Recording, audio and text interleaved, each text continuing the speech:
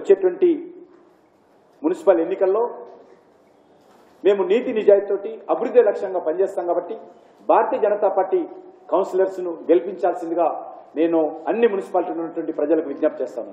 ఖచ్చితంగా మా కౌన్సిలర్ ఎక్కడున్నా కూడా ఒక ఆదర్శంగా అందరి దృష్టిని ఆకర్షించే విధంగా మా కౌన్సిలర్ పనిచేస్తాడు. మా ప్రత్యేకతను తప్పకుండా మేము చూపుతామని చెప్పి ఈ సందర్భంగా ప్రజలు విజ్ఞప్తి చేస్తా ఉన్నాను.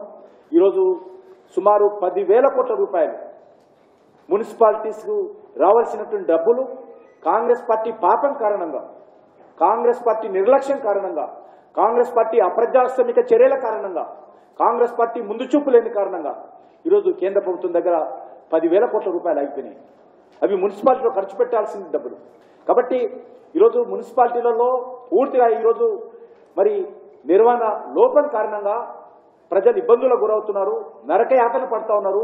రోడ్ల విషయంలో కానీ, శానిటేషన్ విషయంలో కానీ, స్ట్రీట్ లైట్ల విషయంలో కానీ, డ్రింకింగ్ విషయంలో కానీ, డ్రైనేజ్ విషయంలో కానీ, కనీస సౌకర్యాలు ప్లేగ్రౌండ్ విషయంలో కానీ, పార్కుల విషయంలో కానీ ఏది లేకుండా నిర్లక్ష్యానికి గురైంది. కాబట్టి ఖచ్చితంగా కాంగ్రెస్ పార్టీని ఓడించండి, భారతీయ జనతా పార్టీని గెలిపించాలని నేను అన్ని పట్టణాల్లో ఉన్నటువంటి ప్రజలకు మున్సిపాలిటీలో కౌన్సిలర్ గెలిపించాల్సిందిగా నేను ఈ సందర్భంగా విజ్ఞప్తి చేస్తా ఉన్నాను.